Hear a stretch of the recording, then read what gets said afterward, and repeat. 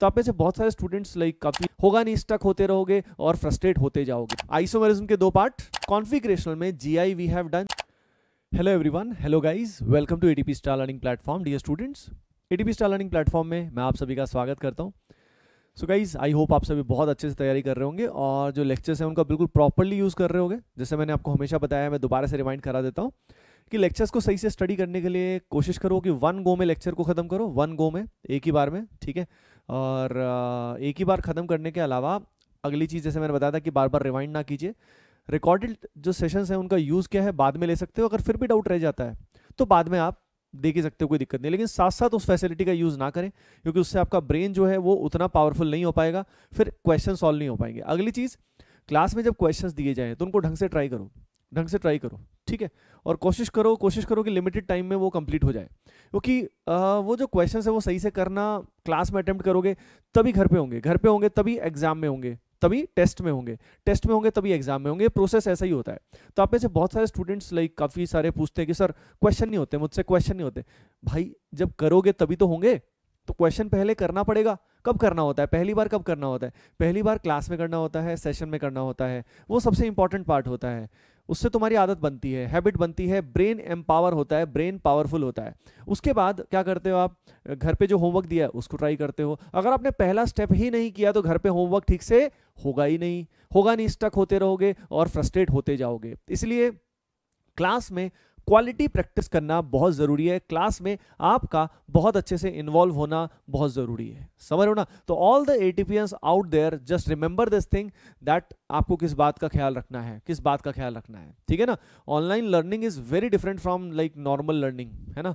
तो उस बात का ध्यान रखिए, इसको सिर्फ एक मूवी की तरह मत देखिए, है ना।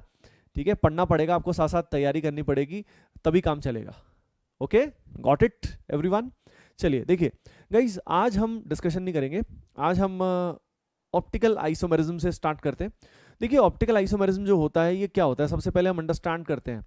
देखो याद करो, आइसोमेरिज्म के दो पार्ट, एक था स्ट्रक्चरल यानी कॉन्स्टिट्यूशनल भी बोलते हैं, एक होता है स्टीरियो। स्ट्रक्चरल और स्टीरियो के बाद अगर स्टीरियो की बात करें, स्ट्रक्चरल हमने देख लिया था, स्टीरियो में हमारे पास कन्फर्मेशनल था और कॉन्फिगरेशनल था। Conformational we have already done. Conformational के अलावा इधर जो था दूसरे वाला वो क्या था? कॉन्फिगरेशनल। कॉन्फिगरेशनल में GI we have done, GI हम कर चुके हैं, ज्योमेट्रिकल आइसोमेरिज्म। एंड ये जो है ये क्या है? दिस इज ऑप्टिकल आइसोमेरिज्म, ठीक है। तो ऑप्टिकल आइसोमेरिज्म पहली चीज तो ये, it is a type of configurational isomerism, या स्टीरियो आइसोमेरिज्म तो है ही है ऑब्वियसली, ठीक है। तो सबसे पहली बात, ऑप्टिकल आइसोमेरिज्म यानी ये वो आइसोमर्स है जिनकी ऑप्टिकल प्रॉपर्टीज अलग होती हैं, जिनकी ऑप्टिकल प्रॉपर्टी यानी ऑप्टिक्स आते ही टर्म अपने दिमाग में आना चाहिए लाइट, लाइट के साथ कुछ इंटरेक्शन हो रहा है। अब लाइट कहाँ से आया? तो देखो पूरा ये जो ऑप्टिकल आइसोमेरिज्म है इसका फंडामेंटल जो है ना, बेसिक्स जो है वो निर्भर करता है इस पर्टिकुलर एक्सपेरिमेंट पे जिसका नाम है पोलरीमीटर एक्सपेरिमेंट। क्या नाम है डियर स्टूडेंट्स? बोलो सभी, हाँ देश के जिस भी कोने में बैठे हो बोलो, क्या नाम है इसका? Polarimeter experiment. इसके बाद ही आपको समझ में आएगा कि ऑप्टिकल आइसोमेरिज्म है क्या, होता क्या भाई, पहले वो समझ तो ले, उसके बाद ही तो हम करेंगे। तो देखो यार, शुरू करते हैं अपन लोग, ठीक है। देखिए अब इस एक्सपेरिमेंट के अंदर क्या होता है, इस एक्सपेरिमेंट में सबसे पहले हमारे पास यहाँ पे जो है वो है लाइट का सोर्स। ब्रॉडली बता देता हूँ क्या कर क्या रहे हैं हम कर क्या रहे हैं इस एक्सपेरिमेंट के अंदर। एक लाइट का सोर्स है, उस लाइट को हम कहां से पास कर रहे हैं? एक सैंपल से पास कर रहे हैं। लाइट को कहां से पास कर रहे हैं? कंपाउंड से पास कर रहे हैं, सॉल्यूशन से पास कर रहे हैं। लाइट सोर्स यहां है, ठीक है, और सैंपल हमने इसके अंदर रखा हुआ है। ये जो पर्टिकुलर ट्यूब आपको दिखाई दे रही है असल में सिलेंड्रिकल ट्यूब होती है। इस ट्यूब के अंदर भी एक ग्लास होता है, ठीक है, ग्लास होता है। और तो पॉइंट इज दैट ये जो पर्टिकुलर ट्यूब आपके सामने दी हुई है इसको बोलते हैं पोलरीमीटर ट्यूब, शॉर्ट में पीटी लिख दिया मैंने, इसका नाम है पोलरीमीटर ट्यूब। और इस ट्यूब के अंदर क्या होता है? इसके अंदर भी एक सिलेंड्रिकल ग्लास वाली ट्यूब होती है। पूरा ये सिस्टम क्या होता है? ये डायग्राम है, इट इज अ डायग्राम। असल में जो पोलरीमीटर का सेटअप होता है वो सिंगल सेटअप होता है, सिंगल कॉन्टिन्यूस सेटअप होता है, यानी ऐसा नहीं होता अलग अलग ये सब माहौल है, ये सारा का सारा एक ही साथ होता है, पूरा पोलरीमीटर एक साथ ही होता है, ठीक है। ये कैसा होता है इसकी मतलब इसका एक और डायग्राम मैं दिखाऊंगा, और इसकी इमेज आप गूगल में सर्च भी कर सकते हो, पोलरीमीटर कैसा होता है ना। गूगल का अच्छा यूज भी करना होता है, ठीक है। तो यहाँ पे अगर हम बात करें तो पोलरीमीटर ट्यूब के अंदर ये क्या लगा हुआ है? सैंपल रखा हुआ है, कोई ऑर्गेनिक कंपाउंड रखा हुआ है, ठीक है। तो ओवरऑल हम क्या रहे हैं कि इस एक्सपेरिमेंट के अंदर हम लाइट को पास करते हैं सॉल्यूशन के साथ, सैंपल के साथ। सैंपल कहाँ पे रखा होता है? पोलरीमीटर ट्यूब में। ये जो ट्यूब है डियर स्टूडेंट्स, इसका लेंथ जो मापा जाता है वो L, उसको L बोला जाता है, और इसको डेसीमीटर में लिया जाता है। It is taken in decimetre. Decimetre क्यों? क्योंकि मीटर लेंथ बहुत बड़ी हो जाती है इसके लिए, ठीक है, और सेंटीमीटर बहुत छोटा हो जाता, तो डेसीमीटर यूनिट यूज किया हुआ है। डेसीमीटर आप सभी जानते हैं, 1 डेसीमीटर इज इक्वल टू, हाँ डेसी मतलब डेका नहीं है, डेसी है, तो क्या हो जाएगा 10 सेंटीमीटर हो जाएगा, 1/10 हो जाएगा मीटर का, तो ये डेसीमीटर होता है। इसमें जो सैंपल होता है डियर स्टूडेंट्स, उस सैंपल का कॉन्सेंट्रेशन C ग्राम पर ml, ml की बजाय क्यूबिक सेंटीमीटर भी ले सकते हैं, cc भी ले सकते हैं, तो यहाँ पे L हो जाएगा, यहाँ पे क्या हो जाएगा डियर स्टूडेंट्स, यहाँ पे हो जाएगा C, ठीक है, डन है, बढ़िया है। अब देखो L हो गया, C हो गया, अब देखो लाइट सोर्स, लाइट सोर्स, अब सीधा लाइट सोर्स को इससे इंटरेक्ट करा देते, बल्ब जला देते, इसके सामने लाइट चली जाती। देखो बात ऐसी है, हमें लाइट का इंटरेक्शन इसके साथ देखना है, ठीक है, किसके साथ देखना है, यहाँ पे इसके साथ देखना है। तो एक्चुअली क्या है ना, उसमें नॉर्मल लाइट काम नहीं कर सकती, नॉर्मल लाइट सोर्स जो है ना वो काम नहीं कर सकता। नॉर्मल लाइट अगर सीधा पास करेंगे तो लाइट में क्या होता है, मैं सिंपल समझाता हूँ। जैसे लाइट है, ये लाइट को एक सर्कुलर होल से पास किया, लाइट को जब एक सर्कुलर होल के साथ पास किया ना, तो यहाँ पे आप जानते हो कि लाइट के जो वाइब्रेशन है, light is an electromagnetic wave, wave है तो उसके जो ऑसिलेशंस होंगे ना वो बहुत सारे प्लेन्स में हो सकते हैं। ऐसे हो सकता है ऑसिलेशन, ऐसे हो सकता है, ऐसे हो सकता है, इनफाइनाइट प्लेन में ऑसिलेशन हो सकता है। यानी ये जो लाइट हमारे सामने है ये कौन सी है गाइस, ये है OL। OL का मतलब क्या है, ऑर्डिनरी लाइट, ये नॉर्मल लाइट है। अगर इस नॉर्मल लाइट को मैंने इस कंपाउंड के साथ, सैंपल के साथ इंटरेक्शन कराया भी तो हमें रिजल्ट प्रॉपर्ली नहीं मिलेंगे, हमें रिजल्ट ही सही नहीं मिलेंगे, एक्यूरेट नहीं मिलेंगे, समझ रहे हो। तो हमें एक ऐसी लाइट चाहिए, हमें एक ऐसी लाइट चाहिए, लाइट चाहिए मतलब जिसमें सारे ऑसिलेशन एक ही प्लेन में होते हो, यानी सारे के सारे ऑसिलेशन एक ही प्लेन में है। अगर सारे के सारे ऑसिलेशन एक ही प्लेन में हो रहे होंगे डियर स्टूडेंट्स, सारे ऑसिलेशन अगर एक ही प्लेन में हो रहे होंगे तो ऐसे केस में क्या होगा, ऐसे केस में अब इस लाइट का इंटरेक्शन हम इसके साथ देख सकते हैं। अब इस लाइट को इससे पास किया जाएगा, ध्यान देना, ये जो ऑसिलेशन है, अब ये जो लाइट होती है इसको बोला जाता है, इसका नाम लिख लेना, इसको बोलते हैं plane polarized light, it is known as plane polarized light, short में इसको अपन बोलेंगे PPL, PPL, IPL नहीं, PPL, है ना। तो ओवरऑल आपने देखा कि यहाँ पे नॉर्मल लाइट से काम चलता नहीं, नॉर्मल लाइट से काम चलता नहीं, तो यहाँ पे ऑर्डिनरी लाइट तो लेते हैं लेकिन उसको PPL में कन्वर्ट करते हैं with the help of polarizer. Polarizer होता है, उसकी फंक्शनिंग क्या होती है क्या नहीं होती है ग्रेजुएशन में स्टडी किया जाता है, लेकिन पोलराइजर यहाँ पे जो चीज़ होती है वो असल में निकोल प्रिज्म होता है, ठीक है। निकोल प्रिज्म की फंक्शनिंग, हम पूरा ऑप्टिक्स के अंदर घुसने का कोई मतलब नहीं है, पर निकोल प्रिज्म की हेल्प से, पोलराइजर की हेल्प से ऑर्डिनरी लाइट किस में कन्वर्ट हो जाता है, बोलो PPL में। यानी इस पूरे में अगर हम देखें सिस्टम में तो फंडा क्या हो रहा है, PPL का इंटरेक्शन हो रहा है। PPL का किससे इंटरेक्शन हो रहा है dear students, yes, PPL is interacting with sample. अब ये सैंपल से पास करेगा, सैंपल के अंदर क्या है, ऑर्गेनिक मॉलिक्यूल्स है, तरह तरह के ऑर्गेनिक मॉलिक्यूल्स हैं, तरह तरह के क्या मतलब एक ही तरह के ऑर्गेनिक मॉलिक्यूल्स हैं क्योंकि सैंपल वही है। तो इससे पास होने के बाद पॉसिबिलिटी क्या हो सकती है, पहली पॉसिबिलिटी ये है कि भाई इसका जो प्लेन है उसमें कोई भी बदलाव नहीं हो, कोई भी बदलाव नहीं हो। अब ये बताओ, अगर इसके प्लेन में कोई भी बदलाव नहीं होगा तो हम सैंपल, यानी सैंपल ने इस लाइट के साथ के प्लेन के साथ कोई भी छेड़छाड़ नहीं किया। इमेजिन करो ट्यूब ऐसे हॉरिजॉन्टल लाई कर रही है, ठीक है, हॉरिजॉन्टल नहीं, ऐसे लाई कर रही है, इस डायरेक्शन में, आपकी डायरेक्शन में लाई कर रही है, तो अब ये लाइट आ रही है ऐसे सेम प्लेन में छुक छुक करते हुए इस तरीके से, है ना। और मान लो ये ऐसे थी और वैसे की वैसे ही पास कर गई, निकलने के बाद भी वैसा का वैसा ही पास हो गई, तो ऐसे केस में हम क्या बोलेंगे कि भाई कंपाउंड ठुल्लू है, सैंपल हमारा जोशीला है ही नहीं, सैंपल इनएक्टिव है। यानी हम ऐसे कंपाउंड को क्या बोलेंगे, ऐसे कंपाउंड को बोलेंगे डियर स्टूडेंट्स ऑप्टिकली इनएक्टिव, ठीक है।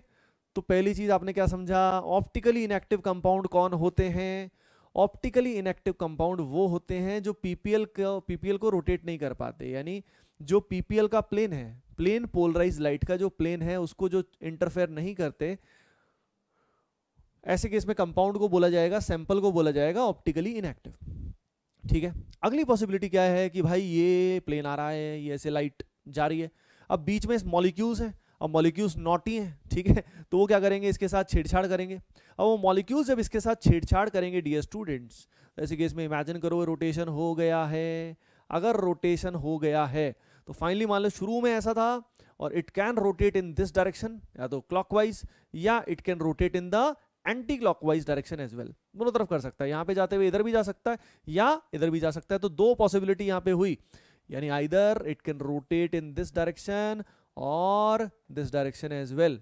अब ये रोटेट यहाँ पे हो रहा है, किस डायरेक्शन में हो रहा है, क्या हो रहा है, तो उसके लिए इधर एक एनालाइजर होता है, इधर एक एनालाइजर होता है जिस पे रीडिंग आ जाती है, यानी कितना रोटेशन हुआ वो एक्सपेरिमेंटली हमें पता लग जाता है, और किस डायरेक्शन में हुआ वो भी हमें एक्सपेरिमेंट से, इस पोलराइजर से पता लग जाता है।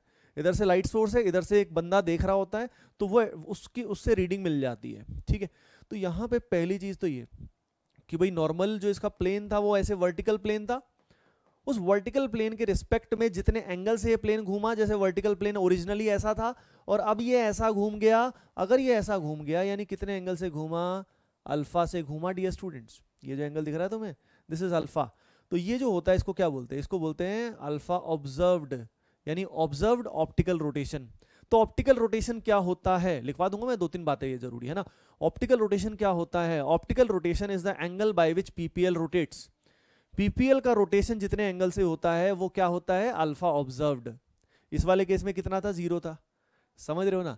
अब जैसा कि मैंने आपको बता दिया है कि रोटेशन दो तरीके से हो सकता है, या तो रोटेशन हो सकता है क्लॉकवाइज डायरेक्शन में या रोटेशन एंटी क्लॉकवाइज डायरेक्शन में हो सकता है। अगर रोटेशन क्लॉकवाइज डायरेक्शन में होता है तो हम बोलेंगे भाई सैंपल जो है ना, अब ये दोनों सैंपल क्या हुए, ये ऑप्टिकली एक्टिव हुए।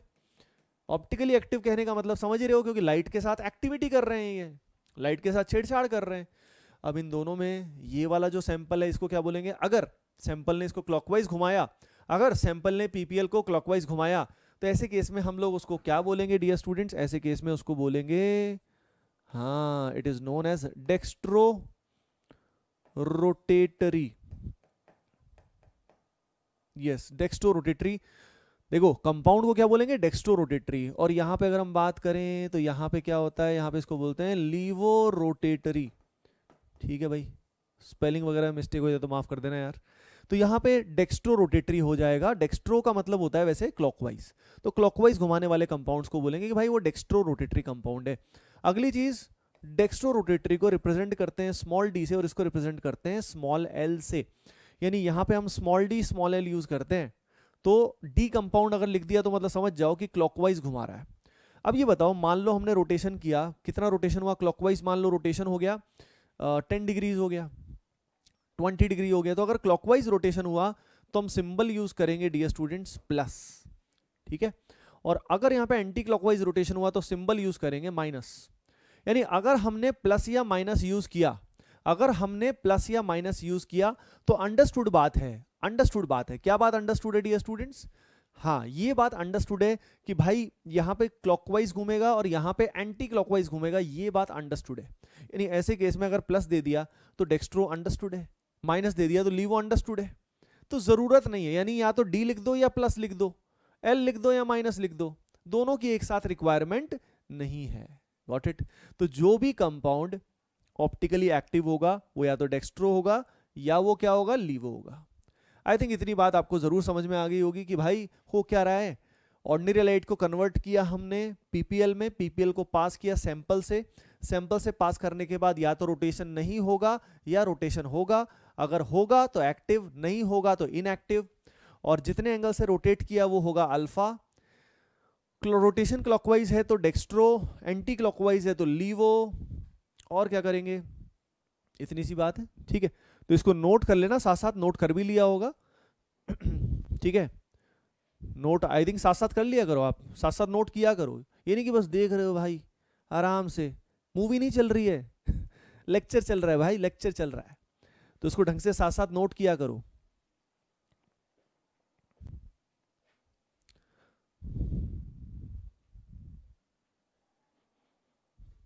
Hello hello hello.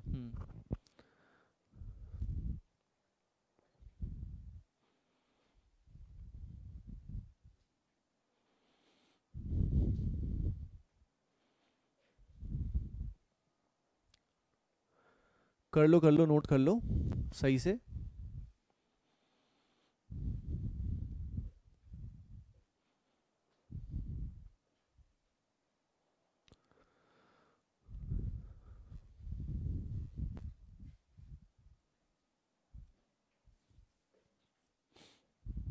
देखो अब इसके कुछ पॉइंट लिख लो, कुछ पॉइंट लिख लो, है ना। पहली चीज लिख लो ऑप्टिकली इनएक्टिव के बारे में, पहले तो लिख लो ये अल्फा के बारे में, अल्फा क्या होता है लिख लो, अल्फा के बारे में लिखो। द एंगल बाय विच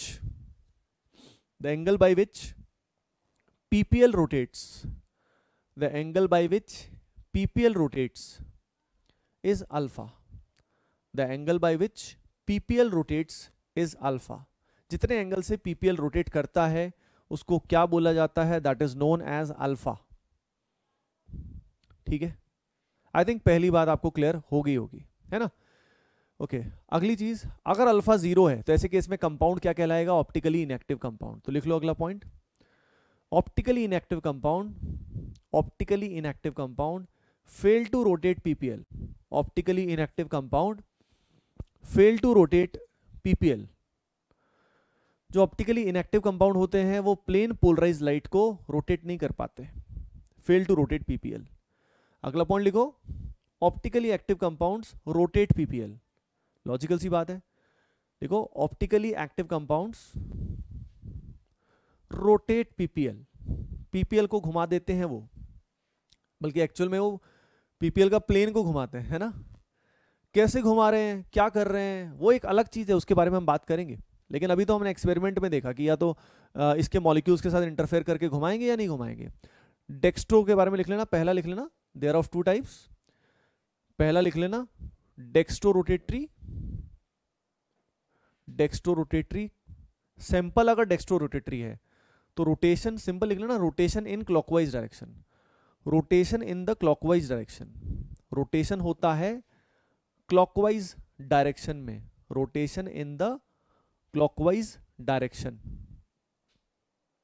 ठीक है, is it clear to you. Rotation in the optically, rotation in the clockwise direction. दूसरा लिख लो laevo rotatory, laevo rotatory, laevo rotatory में लिख लेना, क्या लिखोगे, rotation in the anti clockwise direction. Short में लिख दिया करो, है ना, ACW, एंटी क्लॉकवाइज मतलब ACW, क्लॉकवाइज मतलब CW। नोट्स अच्छे से बनाने का तरीका यही होता है ना, शॉर्ट में लिख दो। ठीक है,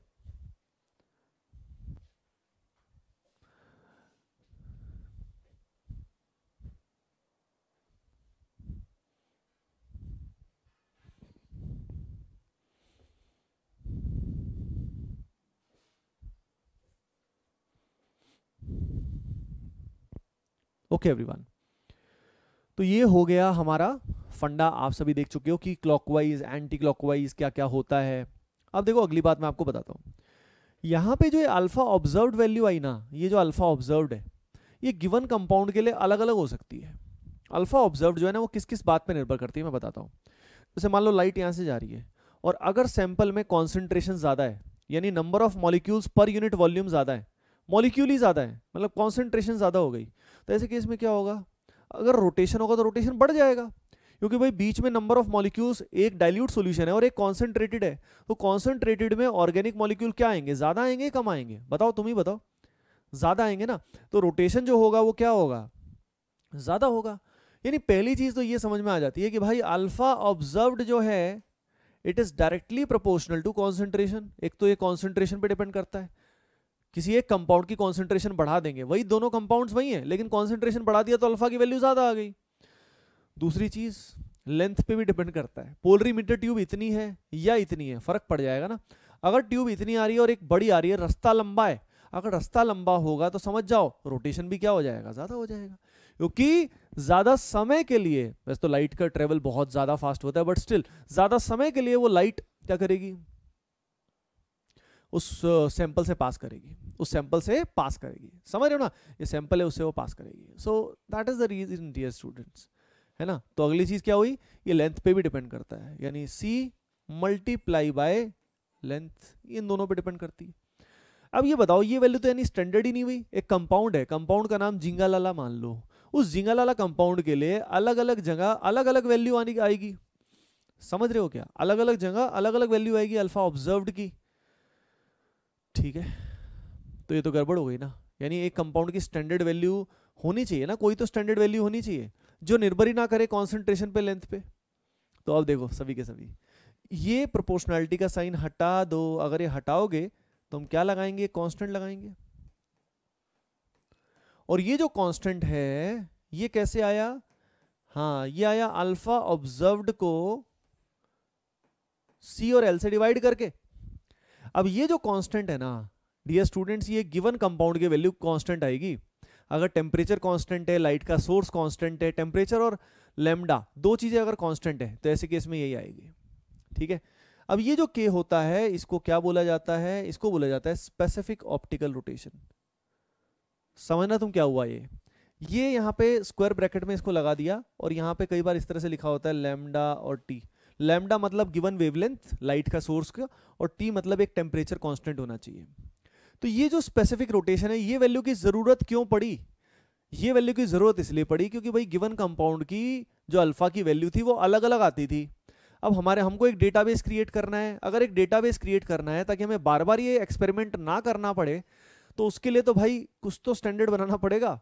तो उसका जुगाड़ क्या किया गया, तरीका क्या अपनाया, कॉन्सेंट्रेशन और लेंथ, जो भी लो, कोई भी कॉन्सेंट्रेशन लो, कोई भी लेंथ लो, उससे आप क्या कर दो, डिवाइड कर दो अल्फा ऑब्जर्व्ड को, एक कांस्टेंट वैल्यू आएगी, उसको बोलते हैं स्पेसिफिक ऑप्टिकल रोटेशन। लिख लेना सभी के सभी, स्पेसिफिक ऑप्टिकल रोटेशन। अब इसके न्यूमेरिकल से क्वेश्चन नहीं आते, लेकिन ठीक है मैंने बता दिया। कॉन्सेंट्रेशन कैसे लेते हैं, ग्राम पर एमएल, और लेंथ किस में लेते हैं, डेसीमीटर में। इसका ध्यान रख लेना, समझ रहे हो ना। तो अगर कोई न्यूमेरिकल आ भी जाए तो इस फॉर्मूले का यूज कर लेना, चिल एंजॉय, कोई दिक्कत ही नहीं है। अब देखो डाउट ये आता है कि सर ये वैल्यू कॉन्सेंट्रेशन लेंथ के इंडिपेंडेंट कैसे है, डिपेंड तो कर रहा है यहाँ पे। तो समझना, देखो कॉन्सेंट्रेशन बढ़ाया, लेंथ बढ़ाया, मान लो दोनों चीज बढ़ गई, कॉन्सेंट्रेशन भी बढ़ गई, लेंथ भी बढ़ गई, तो ये बताओ अल्फा ऑब्जर्व्ड भी क्या हो जाएगी, बढ़ जाएगी। तो ये न्यूमरेटर बढ़ गया, तो लेकिन साथ साथ डिनोमिनेटर भी बढ़ गया। अगर न्यूमरेटर बढ़ गया, डिनोमिनेटर भी बढ़ गया, तो दोनों का डिवीजन जो होगा वो क्या होगा, कांस्टेंट होगा ना भाई। और अगर मान लो कॉन्सेंट्रेशन कम लिया, डाइल्यूट लिया, लेंथ भी छोटी सी ली, तो भाई अल्फा की वैल्यू भी क्या आएगी, कोरोस्पॉन्डिंगली कम आएगी। यानी ये जो रेशियो है this will remain constant for a given compound. एक गिवन कंपाउंड के लिए ये जो वैल्यू रहेगी वो क्या रहेगी, कांस्टेंट रहेगी डियर स्टूडेंट्स। ठीक है, क्लियर है बात, आई थिंक बात समझ में जरूर आई होगी। तो ये स्पेसिफिक रोटेशन, यानी खुद ही बताओ अल्फा ऑब्जर्व्ड और स्पेसिफिक में स्टैंडर्ड वैल्यू कौन सी होगी, ऑब्वियसली स्पेसिफिक। स्पेसिफिक जो वैल्यू है वो हमारे लिए क्या होगी, स्टैंडर्ड वैल्यू होगी। अब देखो, अब ऑप्टिकल आइसोमरिज्म, ऑप्टिकल आइसोमर्स की डेफिनेशन बताता हूं। ऑप्टिकल आइसोमर्स कौन है, तो देखो यार ऑप्टिकल आइसोमर्स वो हैं जिनका अल्फा डिफरेंट है। अब सीधी बात है, ऑप्टिकल आइसोमर्स का स्ट्रक्चर तो सेम ही होना चाहिए, क्योंकि मैंने पहले ही बताया था स्टीरियो आइसोमर्स की बात वही तभी होती है जब स्ट्रक्चर सेम होता है, कनेक्टिविटी सेम होती है। तो ऑप्टिकल आइसोमर्स क्या होगा, कनेक्टिविटी तो सेम होगी, है ना, लेकिन उनका अल्फा क्या होगा, डिफरेंट होगा। Optical isomers are the pair of stereo isomers having different behaviour towards PPL having different alpha. तो लिख लो optical isomers are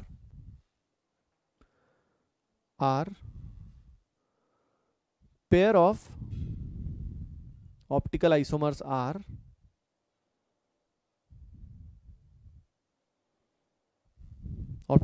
optical isomers are pair of stereoisomers having different alpha। उनका ऑप्टिकल बिहेवियर अलग है। मैंने हमेशा बताया था कि आइसोमर के आगे जो लिखा होता है, जैसे चेन आइसोमर लिखा है यानी पेरेंट चेन अलग है, फंक्शनल आइसोमर लिखा है मतलब फंक्शनल ग्रुप्स अलग है। समझ रहे हो क्या, यानी नाम अपने आप बताता है कि फर्क किस बात का है। यानी आइसोमर के पहले जो भी लिखा होगा वो डिफरेंस के बारे में इंफॉर्मेशन देता है। तो ऑप्टिकल यहां पे क्या बताता है कि भाई उनका ऑप्टिकल बिहेवियर अलग है। समझ रहे हो ना। अब बात ऐसी है कि भाई ये तो सारा एक्सपेरिमेंटल हो गया, लेकिन थ्योरी क्यों आई, थ्योरी इसलिए आई कि भाई ये सब तो एक्सपेरिमेंट से ही पता लग रहा है। थ्योरी की हेल्प से, अब समझना, थ्योरी की हेल्प से हम लोग कंपाउंड्स में क्या करेंगे, कंपाउंड्स की शक्ल देख के विदाउट एनी एक्सपेरिमेंटेशन हम बता पाएंगे, क्या बता पाएंगे कि वो ऑप्टिकली एक्टिव है या इनएक्टिव है। सारा कुछ नहीं बता पाते, वैल्यू अल्फा की नहीं बता पाते, लेकिन एक्टिव है या इनएक्टिव है वो बता पाते हैं। यानी कई सारी चीजें हम थ्योरी से कर देते हैं। तो असल में अब ऑप्टिकल आइसोमेरिज्म में जो हम स्टडी करेंगे वो क्या स्टडी करेंगे, ये पहचानना कि एक्टिव है या इनएक्टिव है। कैसे पहचानेंगे, सिर्फ कंपाउंड का स्ट्रक्चर देख के, हाउ टू अंडरस्टैंड दिस, और ऑप्टिकल आइसोमर कौन कौन से होते हैं। यानी इस पूरे एक्सपेरिमेंट का जो थ्योरेटिकल जुगाड़ है वो अपने को अब समझना है कि भाई इस सबको ऑन पेपर कैसे करें, विदाउट एनी एक्सपेरिमेंटेशन हम इसको कैसे करें, ये अपने को समझना है। समझ रहे हो ना बात? अच्छा, एक और चीज, ये हम डेक्स्ट्रो लीवो किसी भी तरीके से नहीं बता सकते, यानी थ्योरी से भी नहीं बता सकते। डेक्स्ट्रो है या लीवो है, ये प्योरली एक्सपेरिमेंटल है, तो इस बात को भी लिख लेना। D and L, D comma L is determined experimentally only. ठीक है भाई, इसका कोई जुगाड़ नहीं होता, कोई तरीका नहीं होता। D comma L is only experimental, D comma L is only experimental, ये सिर्फ एक्सपेरिमेंटल होता है। चलो भाई, अब शायद आप देखना चाहते हो, क्या देखना चाहते हो भाई कि असल में ये कैसा क्या दिखता है, तो चलो भाई दिखा देते हैं। देखिए, ये देखिए, ये जो डायग्राम है इससे थोड़ा थोड़ा आपको समझ में बेटर आएगा पहले से। ठीक है, यहां से देखो, ये है ordinary light, as you can see. कहा है भैया, ये ऑर्डिनरी लाइट है। लाइट को पास किया मोनोक्रोमेटर फिल्टर, ये वैसे आपको समझने की जरूरत नहीं है, लेकिन मोनोक्रोमेटिक कहने का मतलब वेवलेंथ सेम होनी चाहिए, सिंगल वेवलेंथ होनी चाहिए, यानी कि 5-6 वेवलेंथ, तरह तरह की वेवलेंथ है, तो फिर रिजल्ट्स कैसे आएंगे? नहीं आ पाएंगे। अब ये रही हमारी कौन सी लाइट, बोलो, अरे बोलो भैया, एटीपीएंस बोलो, ऑर्डिनरी लाइट। अब इसको पास किया पोलराइजिंग फिल्टर से, फिल्टर मतलब बेसिकली ब्रॉडली कहना क्या चाह रहा है आप समझ रहे हो ना, वही जो पोलराइजर होता है, उससे पास करने के बाद ध्यान से देखो, सारे ऑसिलेशन सेम प्लेन में। ये कौन सी लाइट हुई? Plane polarise light. क्या हो गई? Plane polarise light. ठीक है, अब इसको पास किया किससे? सैंपल सेल से, जिसके अंदर क्या होगा? सैंपल होगा।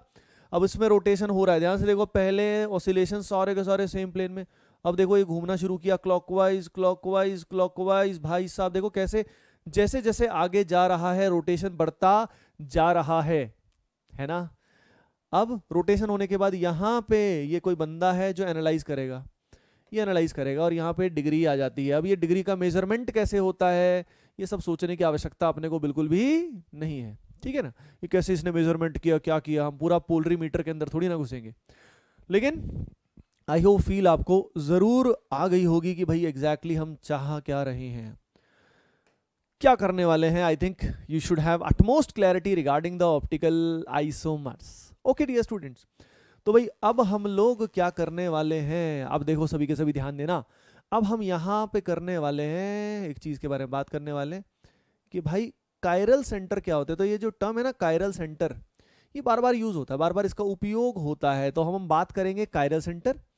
कायरल सेंटर जो है ना, इसी को अलग अलग नाम दिए जाते हैं। It is also known as stereogenic centre, या इसी को असिमेट्रिक सेंटर भी बोला जाता है। यानी एक ही चीज को कहने के अलग अलग तरीके होते हैं, तो आगे इसका बार बार यूज आएगा, कायरल कायरल टर्म का बहुत बार यूज आएगा। तो अपने को अब समझना है कि कायरल सेंटर क्या है, स्टीरियोजेनिक सेंटर क्या है, असिमेट्रिक सेंटर क्या है, ये सारी बातें अपने को समझनी है। ठीक है, तो I hope you are ready to rock. शुरू करते हैं डियर स्टूडेंट्स, नोट्स अच्छे से बना लेना साथ साथ। ठीक है, सबसे पहले मैं टर्म का मतलब बताता हूं। देखो कायरल जो होता है ना, इसका सिंपल मतलब होता है हैंड लाइक। ठीक है, हाथ जैसा। अब अपने हाथ जैसा मतलब हाथ जैसा मतलब हाथ अपना जो होता है ये क्या होता है? अनसिमेट्रिकल होता है। अनसिमेट्रिकल मतलब कोई भी ऐसा प्लेन नहीं है जो इससे पास करे और इस हाथ को दो इक्वल भागों में कट करे। नॉर्मल हैंड तो ऐसा ही होता है ना यार, 4 बार उंगली तो नॉर्मल रेयर केस में होती। तो यहाँ पे अगर हम बात करें तो यहाँ पे ये देखा आपने, और इसमें कोई भी प्लेन ऐसा नहीं है जो इसको इक्वल पार्ट में कट करे। सोच के देखो, है क्या? नहीं है ना।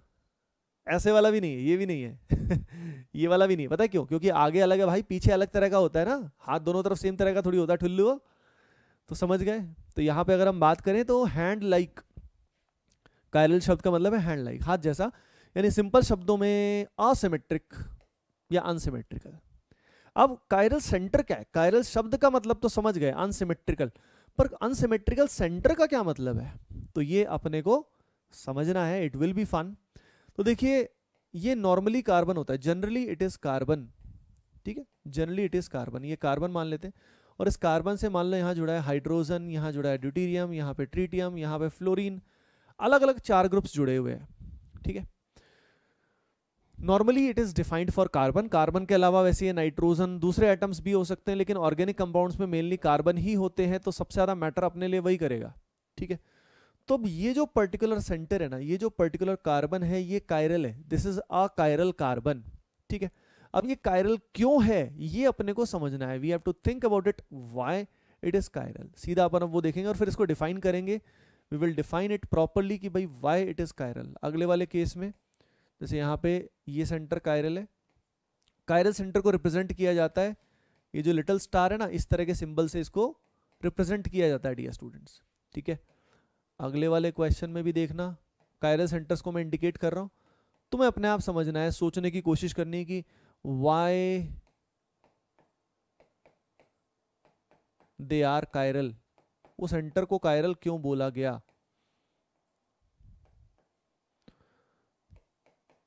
ठीक है, तो ये चारों हैं, इनको लिख लो and think about it that why they are chiral, क्यों है ये कायरल।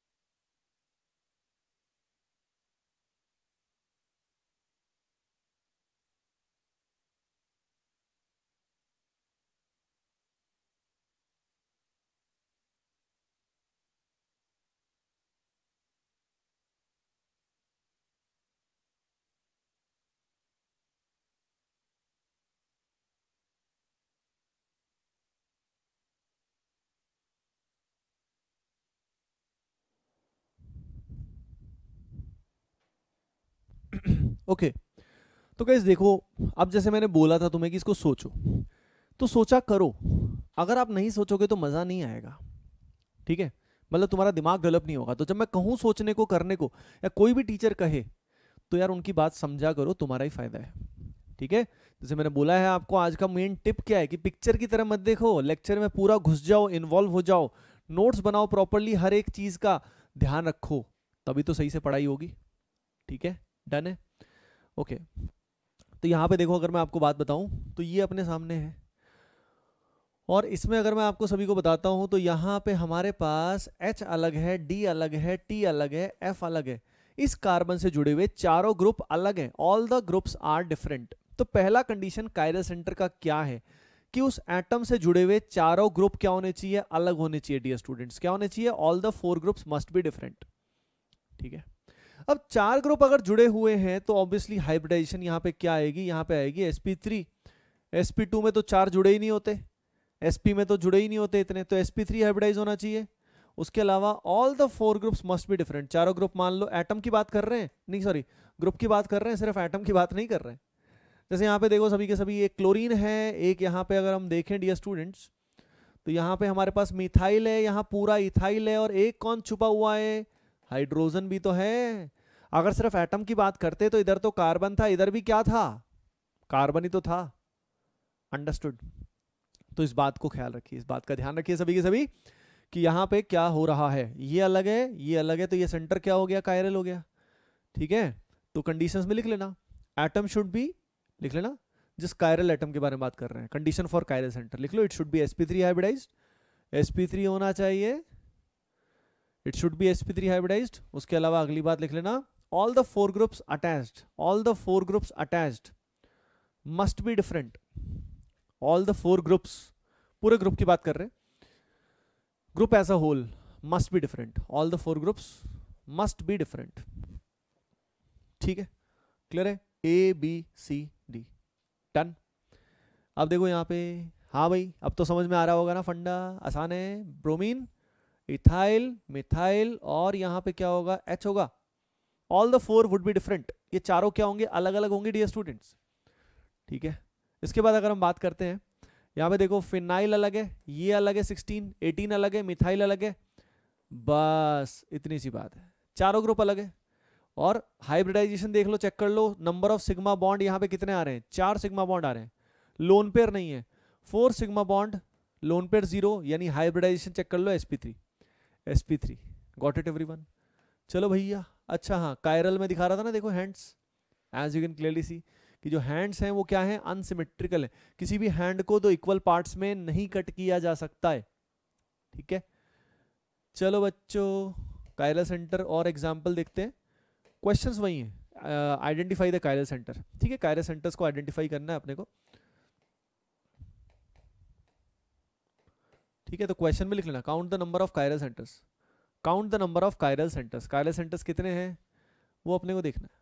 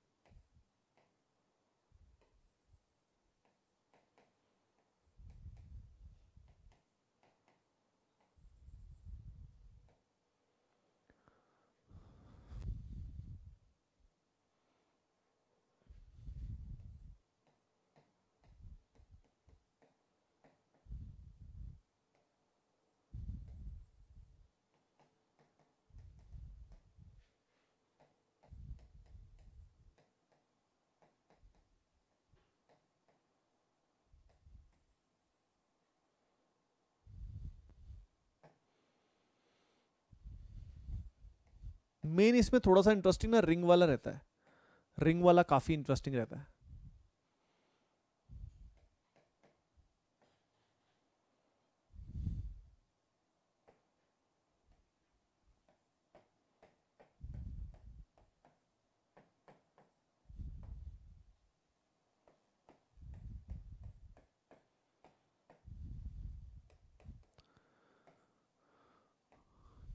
बार बार हाँ,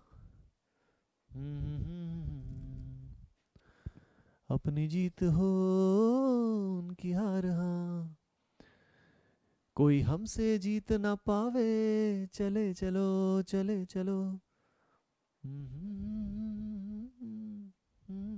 ये बहुत इंस्पायरिंग सॉन्ग है, लगान मूवी आई थी बहुत पहले, अब तो सालों साल हो गए, आप तो शायद जब तक हो गए क्या, 2001 की बात थी या पता नहीं कब की बात थी, मतलब काफ़ी पहले, काफ़ी साल हो गए, सालों साल हो गए, तो आप लोग शायद कोई कोई हो गया होगा, ज़्यादातर नहीं हुए होंगे,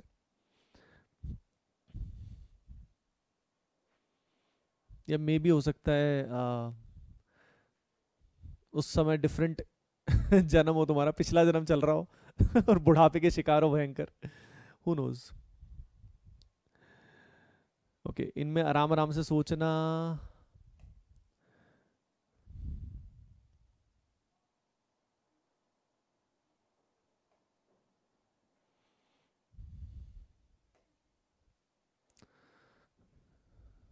देखिए यहाँ पे देखो तो सीधा यहीं पे देखेंगे, अभी हेलोजन्स को थोड़ी देखेंगे यार, हेलोजन्स पे इतने सारे लोन पेयर हैं, सेम ग्रुप है, तो क्लियरली हमारा फोकस ही यहाँ पे होगा, तो ये सेंटर क्या होगा, कायरल होगा, ऑल द ग्रुप्स, सीधा एटम है, अलग है। ये कौन सा प्रोजेक्शन होता है, याद है आपको भाई, हॉरिजॉन्टल लाइन, हग, याद आया आपको, हाँ वेज, और वर्टिकल लाइन क्या होता है, डैश होता है, ठीक है।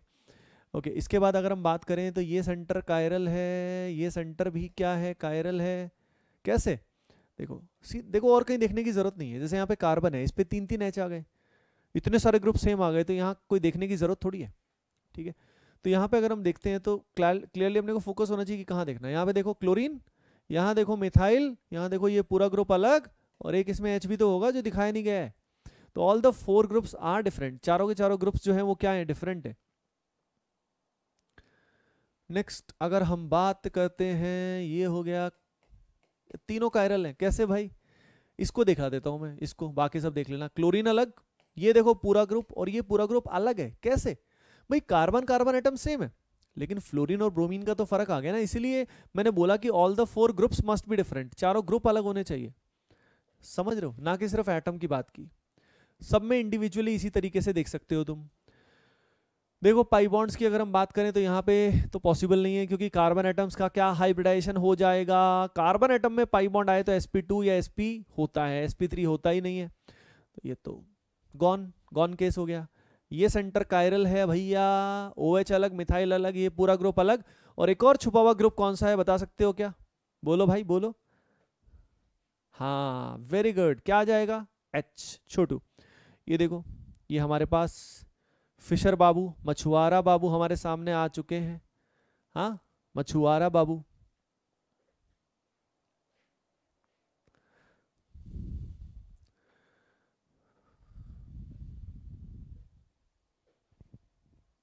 तो देखिए अगर हम इसकी बात करते हैं तो ये सेंटर कायरल है, OH है, मिथाइल है, H है, और नीचे पूरा ग्रुप एज अ होल अलग है। सिमिलरली नीचे सेंटर भी कायरल है ना? ओके, यहाँ पे चेक करोगे तो इसी तरीके से तीनों सेंटर कायरल आएंगे भाई। ये भी आएगा, ये भी आएगा, ये भी आएगा। All of them would be chiral, all of them would be chiral. ठीक है, क्लियर है? ओके, नेक्स्ट वाले केस में क्या ये नाइट्रोजन कायरल सेंटर होगा? Will this nitrogen be a chiral centre?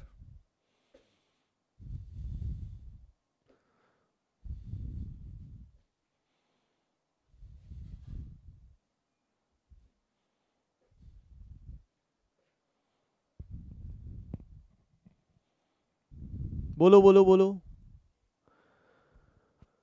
Yes देखिए एवरीवन, अगर हम यहाँ पे बात करें तो ये हो गया, ये सेंटर कायरल नहीं है क्योंकि इसका लोन पेयर डबल बॉन्डों के साथ क्या कर रहा है? रेजोनेंस कर रहा है।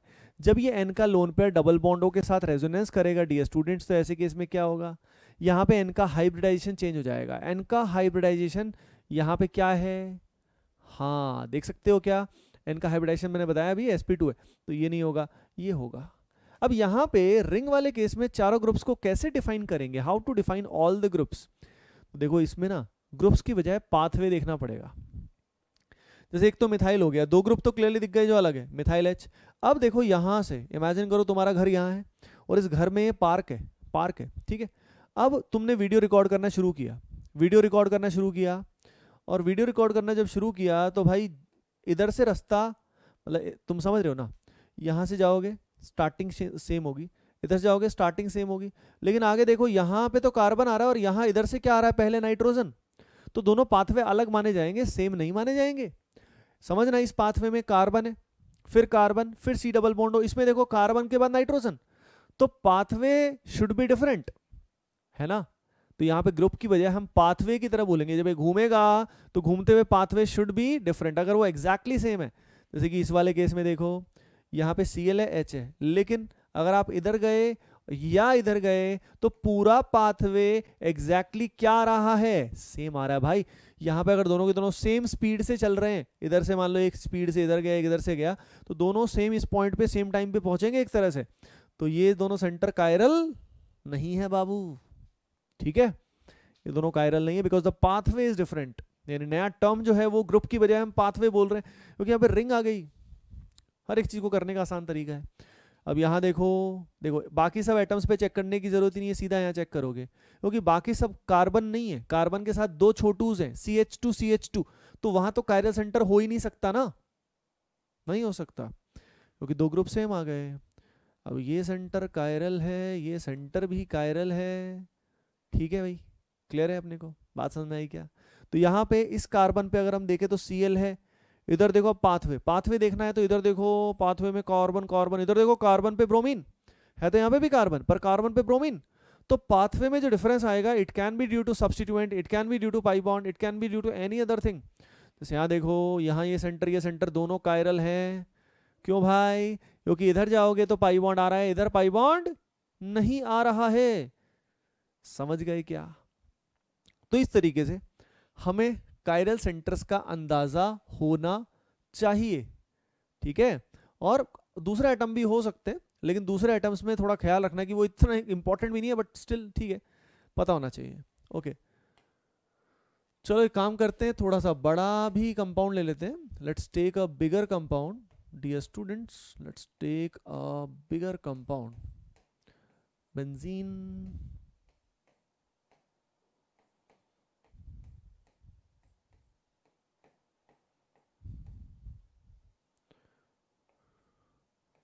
बड़े कंपाउंड से घबराने का नहीं है ना, घबराने का नहीं, एंजॉय। चलो इतना सा कर लो, अब इसको कितना ही बड़ा करते रहो, कोई दिक्कत नहीं है, ठीक है।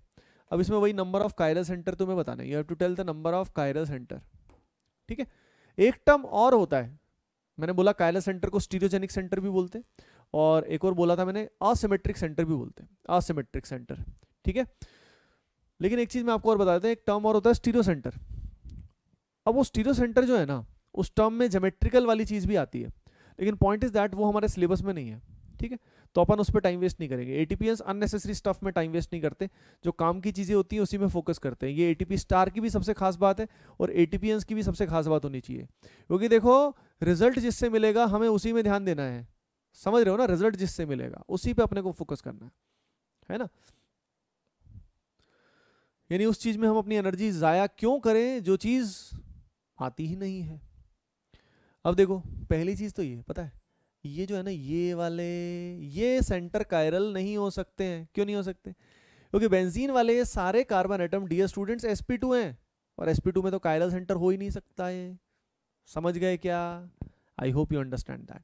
अब यहाँ पे देखो ये सेंटर कायरल है, ये कायरल है, कायरल है, कायरल है, कायरल है, और ये भी कायरल है। 1 2 3 4 5 6 7 7 इसमें कायरल सेंटर आ गए हैं, समझ गए। अब इनमें रास्ते अपने आप ढूंढ सकते हो, यू विल सी कि हाँ भाई अलग अलग फंडा है। जैसे यहाँ पे अगर देखना चाहते हो इस वाले से, तो इसमें इधर जाओगे तो इधर बेंजीन आ रहा है बड़ा जल्दी, इधर देखो सीधा ब्रांचिंग आ रही है, इधर मल्टीपल रास्ते, इधर देखो क्लोरीन आ रहा है। तो all the pathways are different ना, सारे के सारे पाथवे अलग ही तो हैं, सेम कहाँ से हो गए, है ना। तो मैंने बोला था कि पाथवे का difference can be due to substituent, can be due to branching, can be due to pi bond, can be due to functional group, किसी भी चीज के हिसाब से हो सकता है। सही है, ओके। तो भाई आई होप कायरल सेंटर वाला फंडा क्लियर हो गया होगा। अब देखो कायरल सेंटर के बाद अगली चीज अपने को जो समझनी है वो समझनी है आरएस कॉन्फ़िगरेशन के बारे में। We have to understand RS configuration. तो आई थिंक आज के सेशन में आपने इतना समझ लिया, that is I think more than enough. Let me check.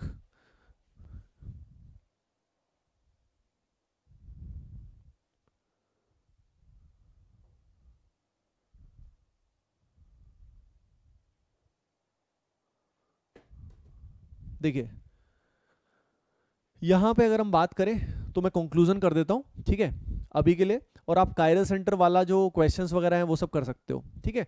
Chiral centre, फिर अपन आरएस कॉन्फ़िगरेशन, एनहांसोमर, डायस्टोमर, एक्टिविटी, ये सारी चीजें देखेंगे और कैलकुलेशन पे आ जाएंगे फिर, ठीक है। तो गाइज यहाँ पे अगर मैं तुम्हें कुछ बताता हूँ, देखो तो आज मैंने सबसे पहले आपको ऑप्टिकल आइसोमेरिज्म का इंट्रोडक्शन दिया, जिसमें आपको मैंने बताया कि भाई ऑप्टिकल आइसोमेरिज्म जो होता है ये ओवरऑल क्या कहता क्या है, कहाँ से आया ये। क्योंकि कंपाउंड्स ऐसे होते हैं जिनकी ऑप्टिकल प्रॉपर्टीज अलग होती है, सिर्फ ऑप्टिकल में फर्क है, बाकी सब सेम दिख रहा है लेकिन फर्क ऑप्टिकल प्रॉपर्टीज में। और उसमें हमने पोलरीमीटर एक्सपेरिमेंट समझा, स्पेसिफिक ऑप्टिकल रोटेशन के बारे में हमने जाना कि वो ज्यादा इंपॉर्टेंट चीज है as compare to alpha observed, dextro rotatory, laevo rotatory. और उसके बाद फिर हमने क्या किया, हमने इससे भी समझा और फील ली, आई होप थोड़ी बहुत आई होगी। फिर हमने कायरल सेंटर, स्टीरियोजेनिक सेंटर या असिमेट्रिक सेंटर के बारे में बात की, और उसके हमने डियर स्टूडेंट्स क्या किए, क्वेश्चंस किए। Okay guys, so I hope you all enjoyed this very very much. See you in the next session, मिलते हैं गाइस नेक्स्ट सेशन में। Bye bye, take care and love you all.